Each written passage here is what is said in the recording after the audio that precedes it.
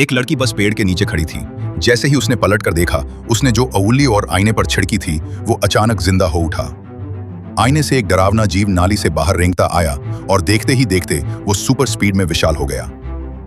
तभी पास खड़ी छोटी सी लड़की नैना ने कुछ अजीब सी आवाज सुनी और उसने पीछे मुड़कर देखा, लेकिन उसके कुछ समझने से पहले ही वो रहस्यमयी परछाई उस पर झपट पड़ी। नैना भागकर गेट लॉक करने की कोशिश करती है, मगर तब तक बहुत देर हो चुकी होती है। वो प्राणी तेजी से उसकी ओर बढ़ता है और नैना को डर के मारे पीछे हटना पड़ता है। घबराकर नैना हाथ में रखा छोटा इमरजेंसी लैंप उठा लेती है और जैसे ही वो उसे उस जीव पर मारती है, उसकी बॉडी का कुछ हिस्सा जल जाता है। इससे नैना को थोड़ा टाइम मिल जाता है और वो फौरन रूम से बाहर निकलती है और लिफ्ट तक पहुंच जाती है। पर तभी आईने से निकलकर वो जीव फिर से सामने आ जाता है और लिफ्ट को रोक देता है। ठीक उसी वक्त नैना की बड़ी बहन साक्षी आ जाती है और उसे लिफ्ट से खींचकर बाहर निकाल लेती है। इस सब की शुरुआत दरअसल एक दिन पहले हुई थी। उस सुबह साक्षी अपनी कार निकालकर नैना को शॉपिंग पर ले जाने वाली थी, लेकिन रास्ते में साक्षी को उसका एक्स बॉयफ्रेंड करण दिख गया, जिससे वो हिसाब क्लियर करना चाहती थी।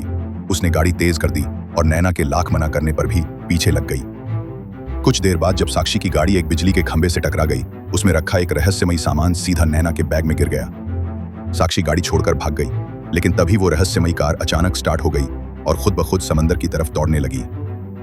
गाड़ी की स्पीड इतनी तेज हो गई कि नैना को लगा अब उसका बचना मुश्किल है। वो किसी तरह पीछे की डिक्की खोलती है और कार पानी में गिरने से ठीक पहले कूद जाती है।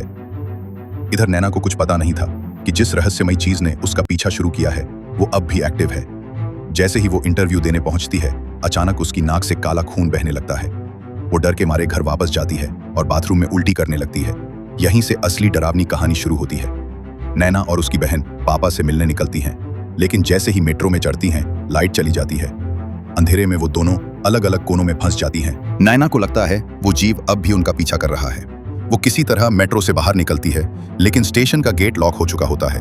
पीछे वही जीव धीरे धीरे उसकी तरफ आ रहा होता है। ठीक वक्त पर नैना की नजर हाई वोल्टेज ग्रिड पर पड़ती है। उसे याद आता है कि इससे पहले एक प्राणी ऐसे ही कार्बन में बदल गया था। नैना दौड़कर प्लेटफॉर्म से कूद जाती है और ट्रैक पर भागने लगती है। वो बिजली की उस ग्रिड को पार कर जाती है, जबकि पीछे आ रहा जीव उसमें उलझ जाता है और वहीं कार्बन बनकर बिखर जाता है। आखिरकार नैना बच जाती है। वो और साक्षी फिर से मिलती हैं, अब की बार पहले से ज्यादा मजबूत और एक डरावने अतीत से मुक्त।